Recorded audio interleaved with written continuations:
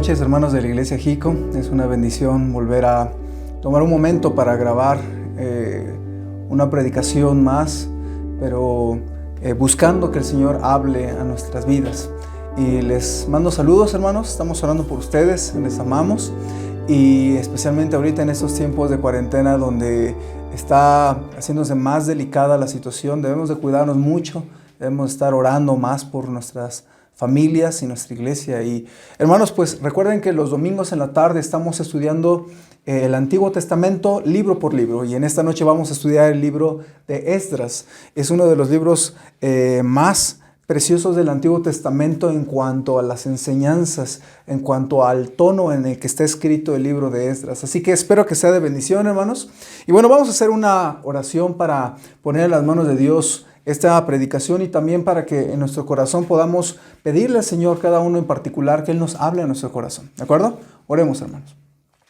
Señor, en esta hora queremos poner en tus manos esta predicación de tu palabra, que pueda ayudarnos a entender mejor tu palabra, entenderte a ti y también poder sacar lecciones necesarias para nuestra vida espiritual. Te ruego, Señor, que también nos ayudes a estar completamente concentrados en tu palabra, hacer a un lado toda distracción, tanto externa como también en nuestra mente, y te rogamos, Señor, que pueda ser de bendición este tiempo juntos. Tu Espíritu Santo sea el maestro de cada uno de nuestros corazones, para poder no solamente entender tu palabra, sino ponerle sentido y aplicación a nuestra vida. Quédate con nosotros, te lo rogamos en Cristo Jesús. Amén. Hermanos, el libro de Esdras es naturalmente la continuación de la historia después de la monarquía hebrea. Habíamos estado platicando acerca de la monarquía y aprendimos que esta monarquía está en el libro de Samuel, de Reyes y de Crónicas, pero hemos estudiado que esta monarquía falló por cuanto ellos se apartaron del Señor y terminaron alejándose de sus preceptos y quedando en idolatría. Y si ustedes recuerdan, hermanos, el fin de la monarquía fue la deportación, donde Dios permitió que dos imperios pudieran no solamente conquistar a los dos reinos, sino poder llevarlos cautivos a su país. Y ustedes recuerdan, tenemos el reino del norte y el reino del sur. Y el reino del norte fue conquistado por el imperio asirio y fue llevado a Asiria y fueron dispersados, que eran 10 tribus. Y por otra parte, hermanos, tenemos al reino del sur, que eran solamente 2 tribus, y ellos fueron conquistados por Nabucodonosor, rey de Babilonia. Y los babilonios los llevaron cautivos a su país, y ahí se quedaron como sirvientes del imperio. Ahora, hermanos, pero después de esta triste deportación, tenemos a continuación la historia, y la historia nos habla del regreso a casa después de la deportación.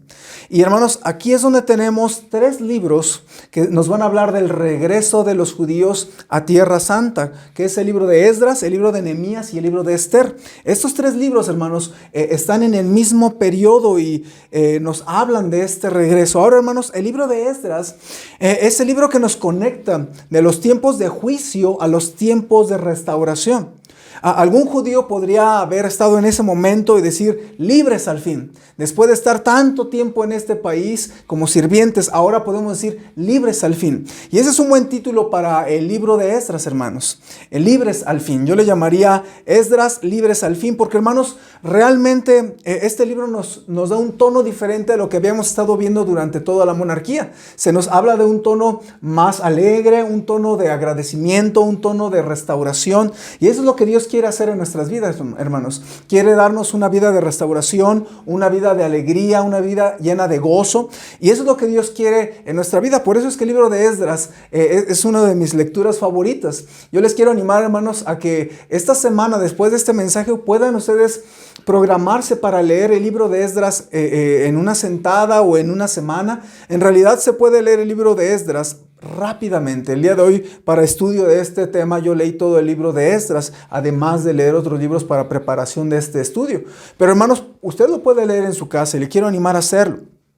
Ahora vamos a ver cómo hay ese cambio de tono y quisiera que ustedes noten, hermanos, que el fin de Segundo de Crónicas es muy similar al inicio del libro de Esdras. Entonces lo que quiero es que ustedes noten cómo es el término de esta historia triste de la monarquía, pero hay un inicio de una buena historia. Y vamos a ver cómo el Segundo de Crónicas el final de Segundo de Crónicas es una especie de cable que nos conecta al libro de Esdras. Así que vamos a leer Esdras, hermanos, pero vamos a leer Segundo de Crónicas, el final del capítulo último, que es capítulo 36, versículo 22. Y vamos a ver, hermanos, cómo Segundo de Crónicas 36, 22 termina e inicia Esdras con el mismo tono. Es más, es muy similar, parece una repetición de lo que se dice, porque está conectando la historia. Así que veamos, hermanos, lo que dice Segundo de Crónicas 36, 22. Vamos a terminar el libro y empezar el libro de Esdras solamente leyendo los primeros 4 versículos de Esdras. Entonces, quiero leerlo para ustedes, hermanos. Ustedes sigan con su vista en la Biblia.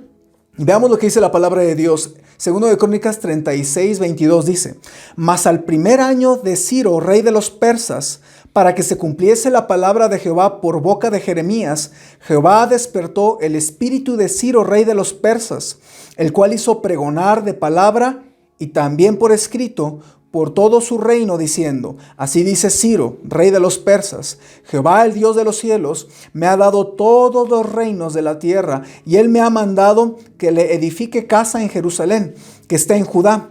Quien haya entre vosotros de todo su pueblo, sea Jehová su Dios con él y suba.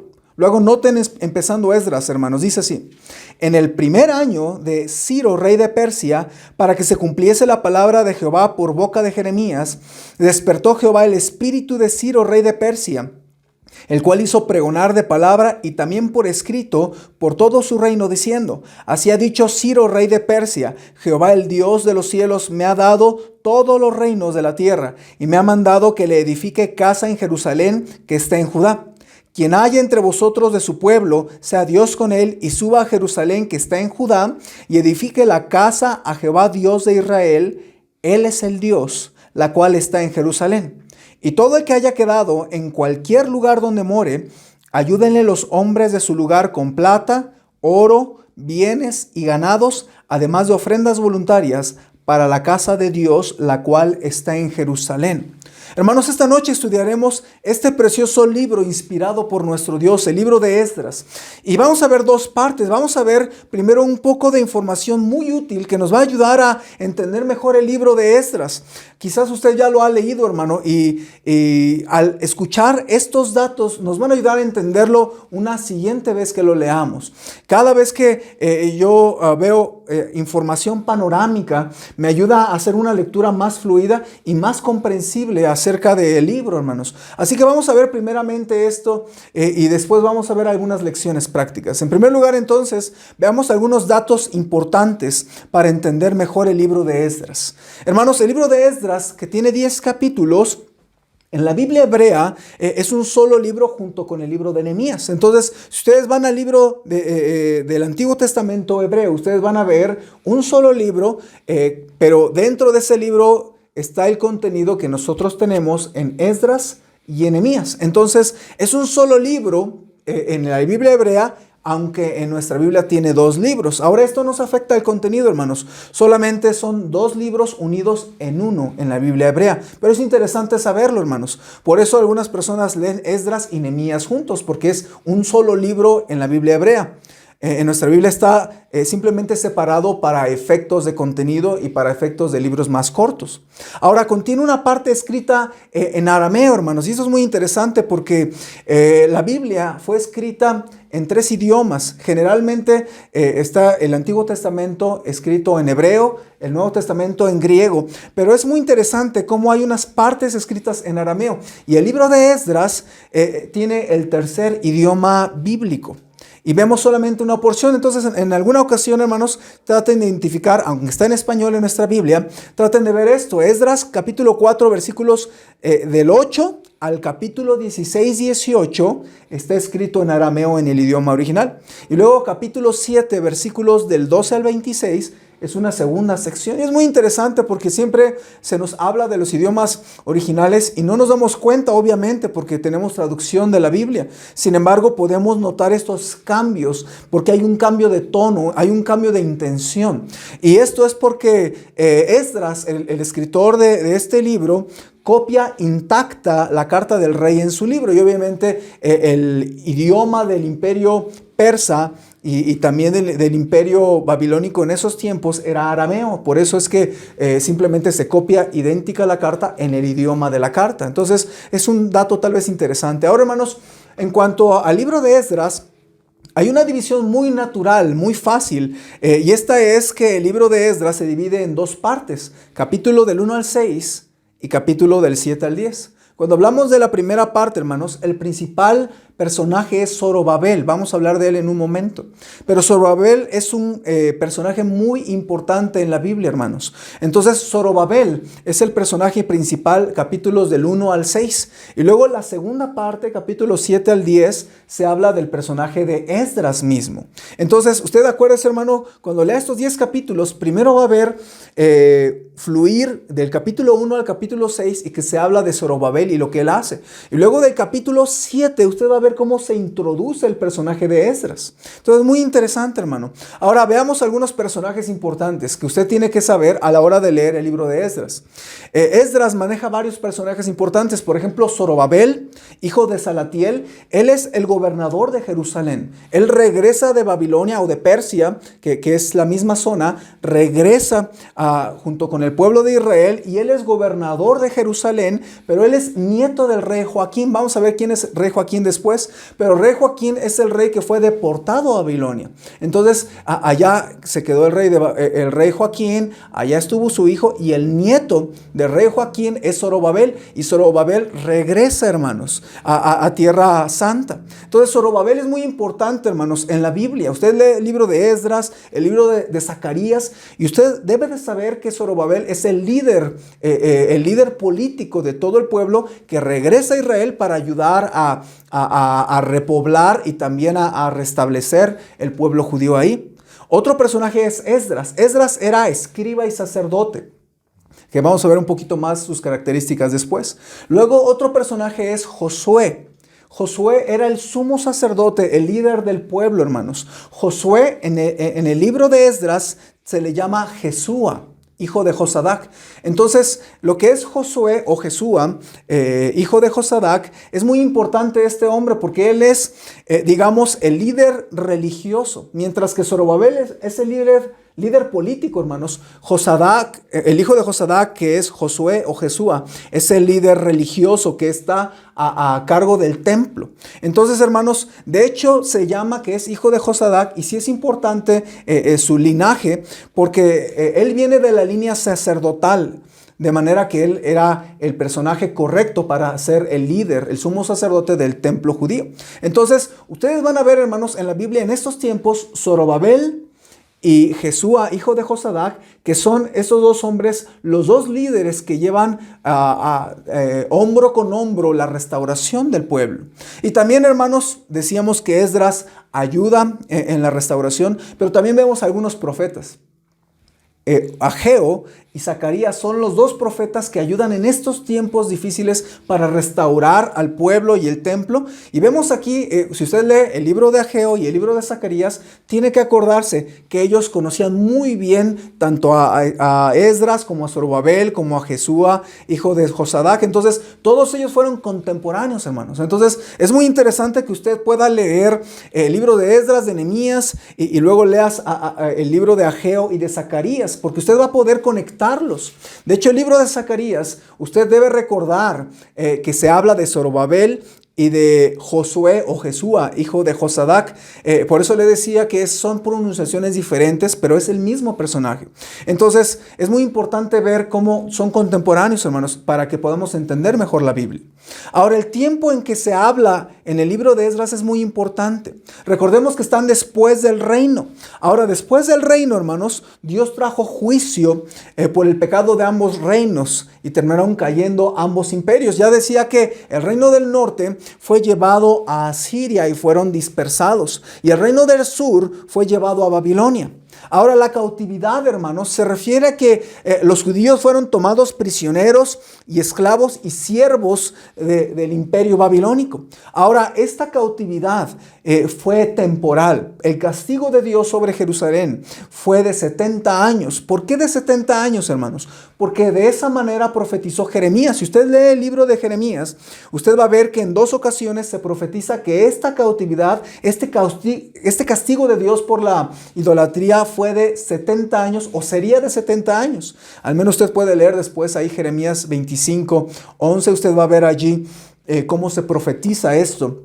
En varias partes, hermanos. Y lo que leímos de Segundo de Crónicas, al final se habla de los 70 años de Jeremías. Entonces, después de 70 años de estar viviendo los judíos en Babilonia, Dios trajo la restauración.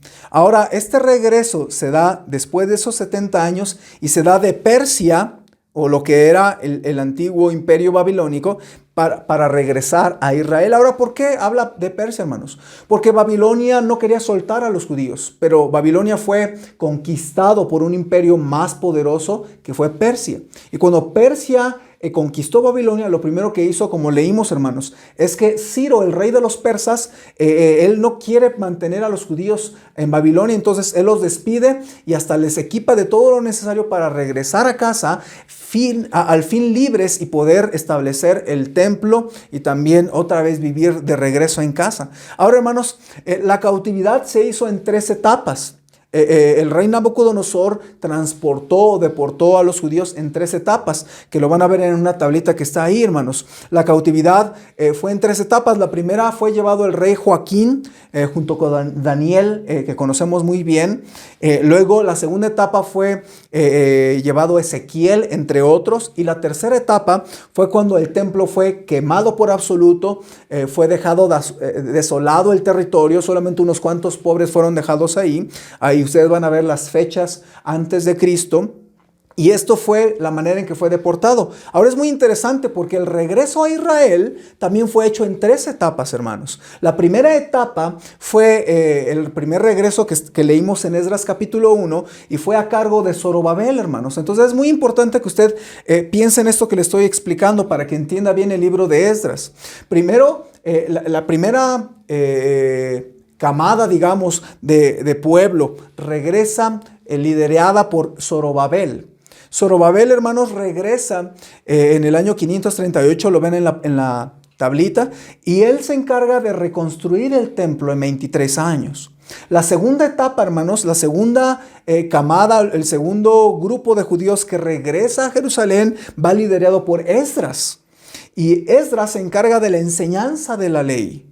Y luego la tercera etapa vemos a Nehemías, el copero del rey. Nehemías regresa con un tercer grupo y Nehemías se encarga de la reconstrucción del muro. Y esto fue hecho en 52 días. Entonces, noten, hermanos, cómo las 3 etapas de deportación también empatan con las 3 etapas de regresar a Israel, porque hay 3 líderes, hermanos: Zorobabel, Esdras y Nehemías. Se conocieron, se apoyaron y ellos fueron usados por Dios para que se restableciera en Israel el pueblo judío. Ahora, hermanos, todo esto usted lo puede leer entonces Esdras, Nehemías, Esther, junto con Ageo y Zacarías. Por eso debemos de conectarlos todos ellos. Y le animo a que usted haga esta lectura en esta semana de manera que pueda entender un poquito mejor la palabra de Dios. Ahora, todos estos datos nos ayudan a leer estos 10 capítulos con más claridad y entender mejor la palabra de Dios. Creo que debemos de entenderla mejor, hermanos. Por eso a veces hay datos necesarios para nuestra comprensión, y espero que sea de bendición todos estos datos que están ya digeridos para que usted pueda entender mejor la palabra de Dios. Ahora, hermanos, pero no nos vamos a quedar con solamente datos. Vamos a ver algunas aplicaciones prácticas en esta noche. Vamos a ver del libro de Esdras, vamos a ver rápidamente algunas lecciones. En primer lugar, hermanos, quiero que veamos que una lección que debe de venir al corazón del creyente a la hora de leer el libro de Esdras es que debemos recordar nuestra salvación. Esdras se trata de la liberación del pecado, hermanos, porque por fin fueron libres de la esclavitud. Y nosotros debemos recordar, hermanos, que eso mismo pasa con un creyente en Cristo. Cuando recibimos a Cristo como nuestro Salvador, fuimos libres de la esclavitud del pecado. Entonces, así como se sentían los judíos en el libro de Esdras, contentos, alegres, satisfechos porque Dios les dio libertad, esa es la misma manera de sentir de un cristiano cuando hemos recibido a Cristo. Debemos tener alegría en nuestro corazón por recordar que Él nos liberó, hermanos. La palabra redención es un término teológico.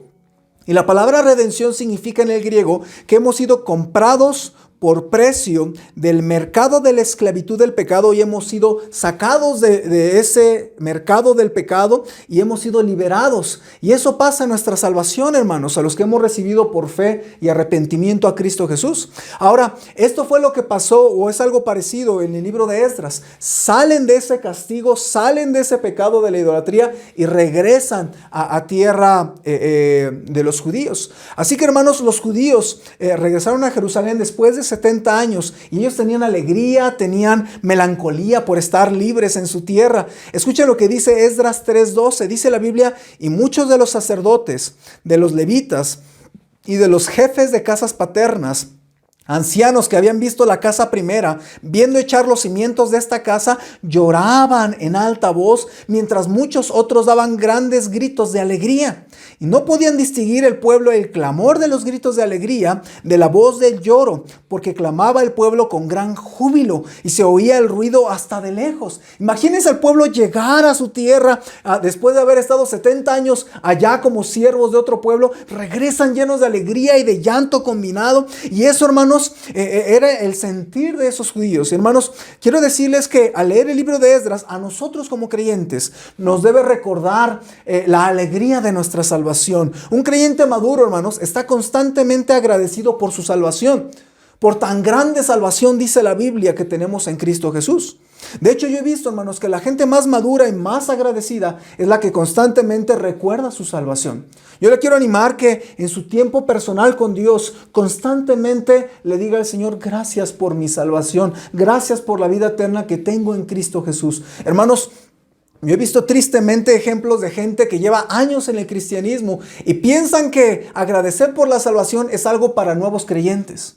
Es algo nada más para los novatos, para los que están emocionados por su salvación porque acaban de recibir a Cristo. Y ese es un error terrible, hermanos, porque el cristiano, entre más maduro, más agradecido debe de ser. Y, hermanos, en vez de olvidarnos de nuestra salvación, debemos de tenerla con más cariño, agradeciendo al Señor constantemente. Hermanos, además, cuando vemos acerca del libro de Esdras, vemos que el regreso no les costó nada a los judíos. Si usted puso atención en nuestra lectura, el libro de Esdras describe cómo los judíos se les da permiso por Ciro, el rey, para regresar, pero además Ciro mismo pone todos los gastos para que ellos nada más decidan regresar a Israel y ponerlo todo. Y ya estaba puesto todo. Ellos no tuvieron que pagar nada, hermanos. Y así mismo debe recordarnos nuestra salvación. Nuestra salvación no nos costó nada, hermanos. Es por gracia, gratuitamente fuimos justificados y no nos costó nada. Pero el Rey de Reyes fue el que murió por nuestra salvación.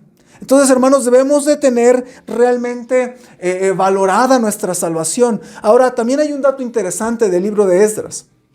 Una vez que Ciro, el rey persa, les da permiso de regresar, recordemos que varios millones de judíos posiblemente fueron deportados a Babilonia. Y pensaríamos que todo el mundo quisiera aceptar la invitación de esa libertad que les dio el rey. Lamentablemente, hermanos, si usted lee Esdras capítulo 2, va a ver que alrededor de solamente 50,000 judíos regresan a casa. Usted podría decir: bueno, ¿qué pasó? Eran millones que ya estaban allá en Babilonia. ¿Por qué no regresaron todos y aceptaron esa libertad que les dio el rey Ciro? Podríamos decir: pero si se les dio la oportunidad de tener esa libertad. Pero, hermanos, lamentablemente muchos de los judíos tal vez eran demasiado ancianos para regresar a su patria, u otros se sentían demasiado cómodos en Persia.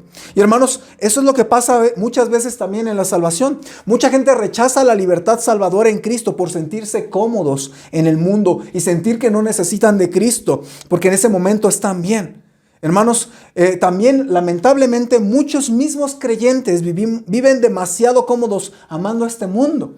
Y hermanos, es triste que solamente un grupo de 50,000 regresaron a la libertad que les había dado el rey. Y hermanos, tal vez no muchos reciban a Cristo, pero asegúrate de que tú y yo, que tu familia, hayamos recibido a Cristo como nuestro Salvador y que aprovechemos esa libertad que nos compró el Rey de Reyes por precio de sangre.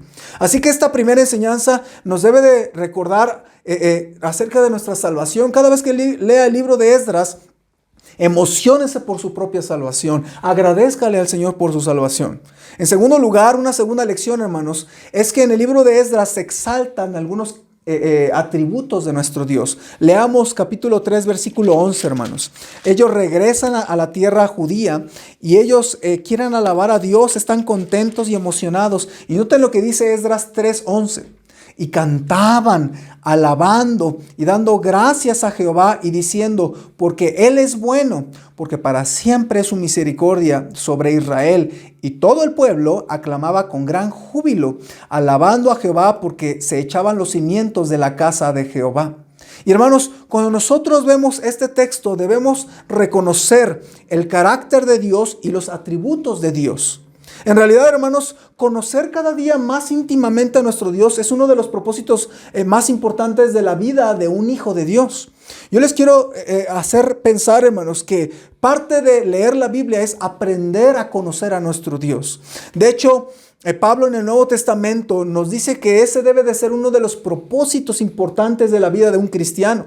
En Filipenses 3:8 dice la Biblia, y ciertamente Pablo dice, aún estimo todas las cosas como pérdida por la excelencia del conocimiento de Cristo Jesús, mi Señor, por amor del cual lo he perdido todo y lo tengo por basura para ganar a Cristo y ser hallado en Él, no teniendo mi propia justicia, que es por la ley, sino la que es por la fe de Cristo, la justicia que es de Dios por la fe, a fin de conocerle y el poder de su resurrección y la participación de sus padecimientos, llegando a ser semejante a Él en su muerte. Miren, hermanos, Pablo ya había recibido a Cristo como su Salvador en el camino a Damasco.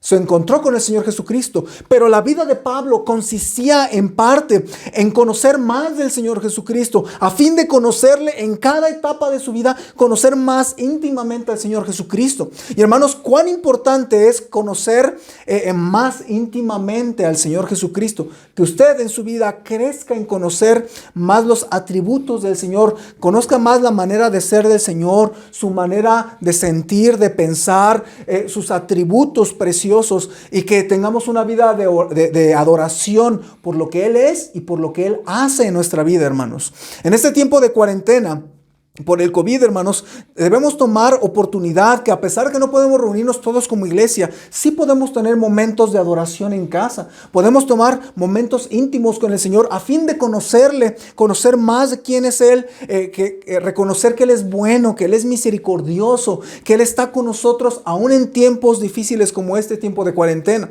Y hermanos, el COVID ni el tiempo de cuarentena deben apagar nuestra gratitud, apagar nuestro deseo de conocer y alabar a Dios por lo que Él es y por lo que Él hace en nuestra vida.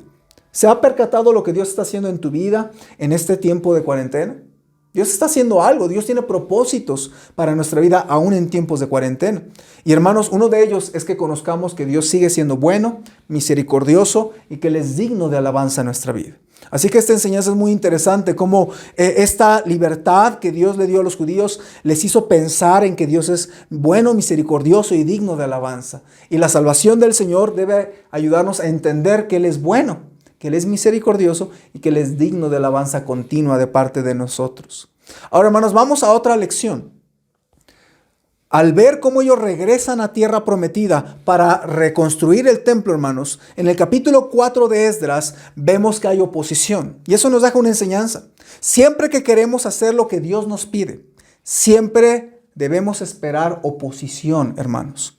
Zorobabel y el pueblo querían reconstruir el templo judío para adorar al Señor, pero lamentablemente hubieron ataques. Y en el capítulo 4 se habla de estos ataques. 4:15 nos habla de estos ataques. Dice Biblia que había ahí ataques, ¿verdad? Y usted va a ver cómo hay diferentes personas o personajes que aquí empiezan a atacarles. Vean el versículo 1 nada más, dice: oyendo los enemigos de Judá y de Benjamín que los venidos de la cautividad edificaban el templo de Jehová, Dios de Israel, vinieron a Zorobabel, y se ve como sobornan a gente y detienen la obra del templo, hermanos. Y hermanos, quiero hacerles saber que el libro de Esdras es un recordatorio de que la vida cristiana, siempre que queremos hacer la voluntad de Dios, debemos esperar que vaya a haber oposición. Hermanos, este es un recordatorio también de que así como Esdras, en este caso Zorobabel y el pueblo, a pesar de los obstáculos, pudieron reconstruir el templo y seguir adelante en la vida cristiana, asimismo, hermanos, tú y yo debemos esperar los obstáculos, pero también debemos saber que se puede y debemos vivir superando esta oposición, y podemos tener victoria en medio de oposición, hermanos. Así que, así como Zorobabel se hizo paso en medio de las pruebas y de los obstáculos, el cristiano espera las pruebas, espera que vengan obstáculos, no se desanima, los espera y trata de hacer su paso en medio de esa oposición, hermanos. Así que tal vez usted puede pensar: es que es bien difícil ahora que estamos en cuarentena, mi trabajo y la escuela y la familia y mi vida espiritual, y ya no puedo ni siquiera ir al templo a adorar al Señor con toda la iglesia. Pero debemos recordar, hermanos, que la vida cristiana debe de aprender a hacerse camino en medio de la oposición. Y eso es lo que debemos aprender a través del libro de Esdras, hermanos. Hay otra lección más, hermanos, que podemos ver en el libro de Esdras. Y es que la predicación siempre nos anima a los creyentes a hacer la voluntad de Dios. Si usted va al capítulo 6 de Esdras, en el libro capítulo 6 de Esdras, en el versículo 14, se nos habla de cómo había tiempos difíciles.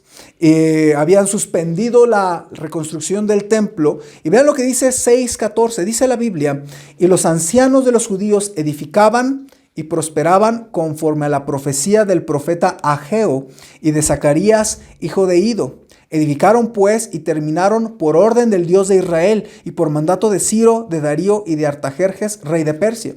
Ahora, hermanos, usted debe de darse cuenta que Zorobabel y Jesúa, el sacerdote, necesitaban de ánimo en medio de la oposición. Y las predicaciones de Ageo y de Zacarías fueron las que les animaron a seguir con la construcción del templo, hermanos. Y hermanos, esto nos ayuda a entender que no debemos olvidar el beneficio de sentarnos bajo la predicación de la palabra de Dios. Y hermanos, el cristiano que no se sienta bajo la predicación es un cristiano que va a batallar mucho, hermanos. Pero el cristiano que se sienta bajo la predicación de la palabra de Dios es un cristiano que va a reanimarse, a cargar espiritualmente su vida de ánimo. Y hermanos, en este tiempo de cuarentena yo le quiero animar a que escuche las predicaciones, que vea más predicaciones, las escuche especialmente de predicadores fundamentales, bautistas, de la iglesia Jico también, para que tu espíritu esté animado y fortalecido. Y hermanos, la predicación de la palabra de Dios se hizo para animarnos. Por eso es que el cristiano no puede darse el lujo de faltar a la iglesia tan fácilmente, o de fallar, o de estar distraído en medio de la predicación,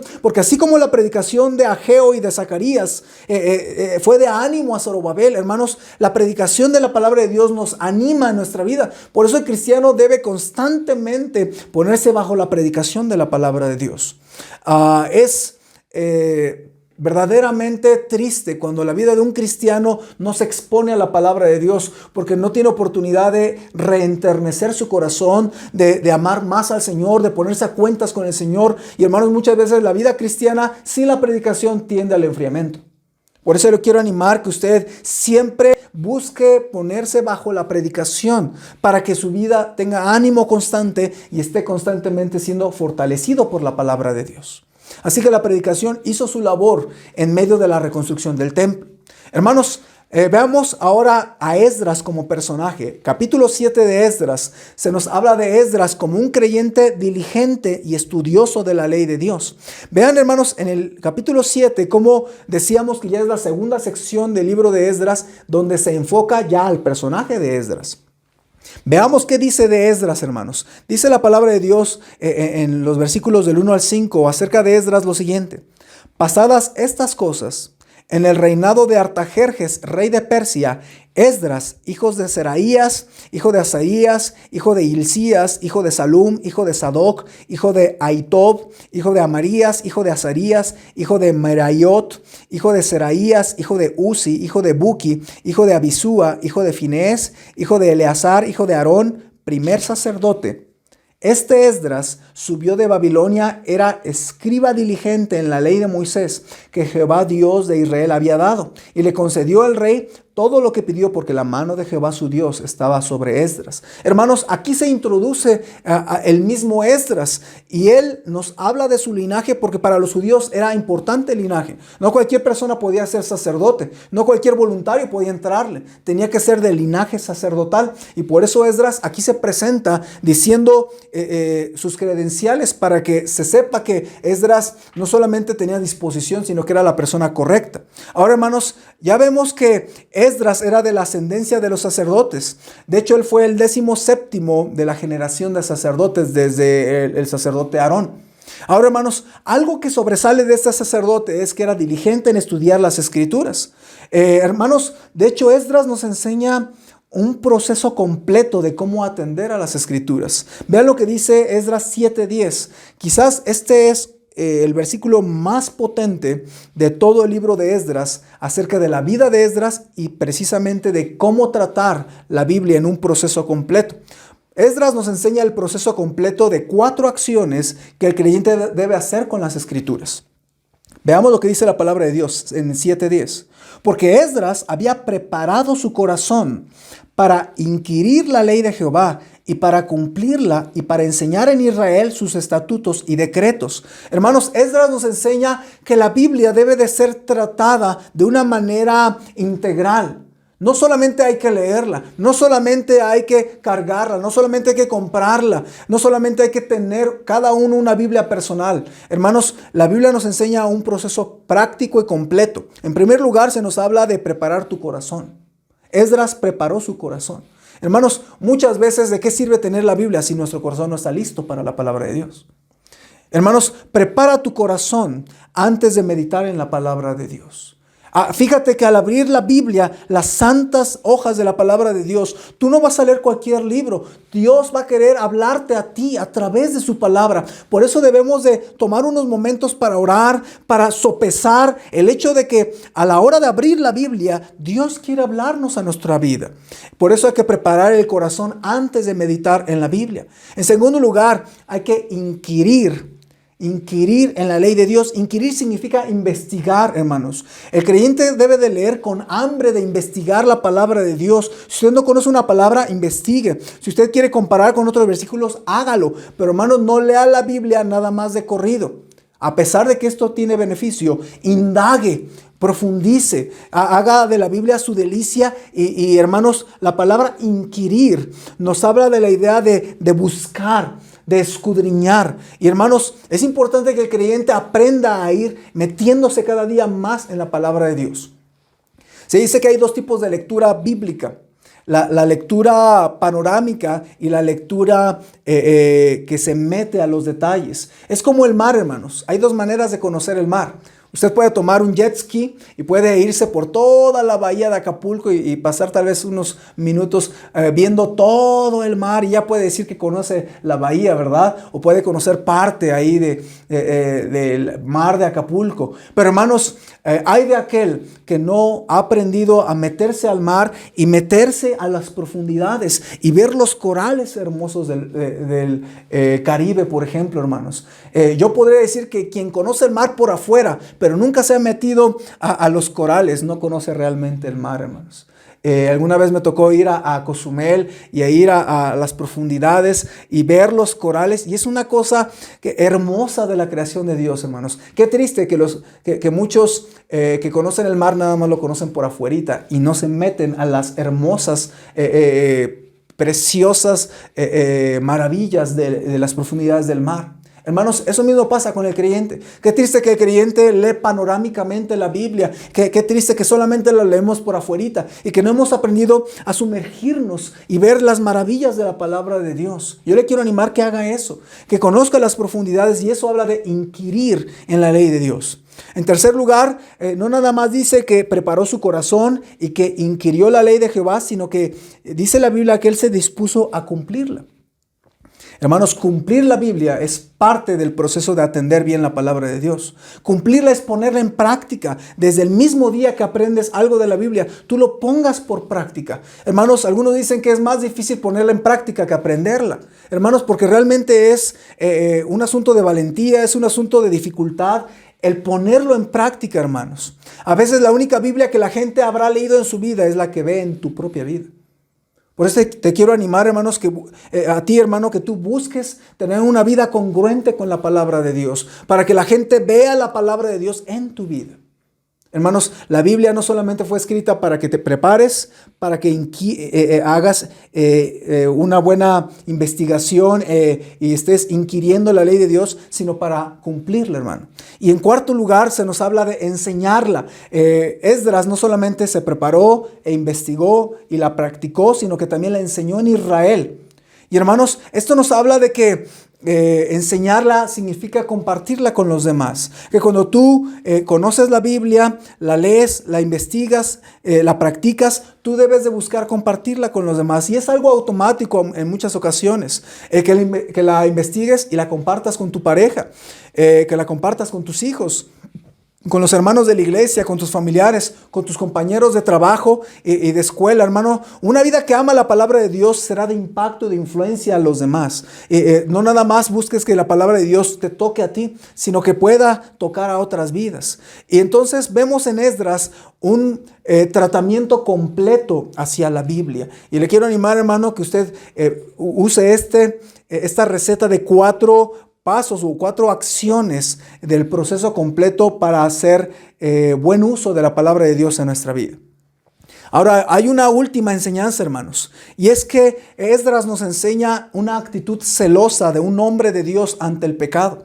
Vamos a capítulo 9 y veamos cómo Esdras se da cuenta que el pueblo judío, ya estando en Jerusalén, empieza a cometer el mismo pecado que antes en la monarquía les llevó a caer en idolatría. Este pecado, hermanos, era el pecado de casarse con mujeres de diferente fe. De casarse con la gente de los pueblos de diferente fe. De manera que ese fue el pecado que cometieron en la monarquía. Y entonces Esdras ve el mismo pecado y él sabe que van a cometer el mismo pecado de idolatría. Y entonces Esdras, vean cómo responde al ver al pueblo y a los mismos sacerdotes y a los mismos líderes de Israel cayendo en el pecado de casarse con gente que no era de la fe. Esto se le llama yugo desigual con los incrédulos en el libro del Nuevo Testamento. Ahora, hermanos, Esdras actúa de manera celosa. Vean lo que dice la palabra de Dios en el capítulo 9 de Esdras. Acabadas estas cosas, los príncipes vinieron a mí diciendo: el pueblo de Israel y los sacerdotes y levitas no se han separado de los pueblos de las tierras, de los cananeos, heteos, fereceos, jebuseos, amonitas, moabitas, egipcios y amorreos, y hacen conforme a sus abominaciones, porque han tomado de las hijas de ellos para sí y para sus hijos, y el linaje santo ha sido mezclado con los pueblos de las tierras, y la mano de los príncipes y de los gobernadores ha sido la primera en cometer este pecado. Cuando oí esto, rasgué mi vestido y mi manto, y arranqué pelo de mi cabeza y de mi barba, y me senté angustiado en extremo. Esdras me enseña, hermanos, que ante el pecado debe haber una actitud celosa, debe haber angustia. El pecado debe causarnos angustia, debe hacernos sentir incómodos. Preocúpate si hay pecado en tu vida y no te sientes incómodo, hermano. El pecado en la vida del cristiano debe de provocarnos angustia y celo, hermanos. Y Esdras lo confronta. Y en el capítulo 10 se ve que Esdras le invita al pueblo a que dejen el pecado, que se separen de estas mujeres y de sus hijos, y que ellos vivan la vida cristiana como Dios mandaba. Y afortunadamente ellos decidieron, la gran parte del pueblo judío decidió obedecer y dejar esto, hermanos. Y esto nos enseña que nosotros debemos tener una actitud celosa ante el pecado. En estos tiempos, hermanos, donde el pecado abunda, la Biblia dice que porque el pecado abundaría, el amor de muchos se enfriaría. Y lamentablemente, cuando hay mucho pecado allá afuera, hermanos, es fácil que nosotros como cristianos nos sintamos demasiado cómodos en el pecado o nos hagamos insensibles al pecado que abunda en la televisión, en lo que se nos permea en toda la sociedad. Y hermanos, es importante que nosotros podamos ser sensibles al Señor y sensibles al pecado, de manera que no nos acostumbremos al pecado, hermanos, sino que tengamos una actitud celosa. Vemos que Esdras se arrancó incluso cabellos de su cabeza y de su barba, de la angustia que hacía el pecado en su vida. ¿Cómo sientes tú el pecado que te asedia?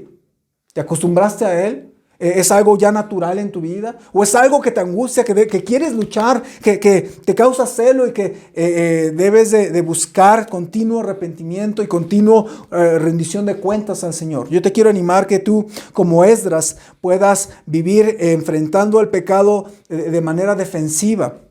Y que podamos tener una actitud sensible a Dios y tener cuidado acerca del pecado, hermano. Así que este es el libro de Esdras, hermanos. Es un libro precioso que nos enseña grandes lecciones. Hay muchas más que no tenemos el tiempo para tomar más enseñanzas. Hay muchas más acerca del liderazgo, acerca de la mano de Dios, y hay muchas más, pero no vamos a tomar el tiempo, hermanos. Quiero dejarlo a que usted pueda hacer una lectura esta semana del libro de Esdras y encontrar más lecciones para su vida espiritual. Hermanos, la idea es poder abrazar estas lecciones que hemos visto y ponerlas por práctica, y que podamos enternecer nuestro corazón con la palabra de Dios.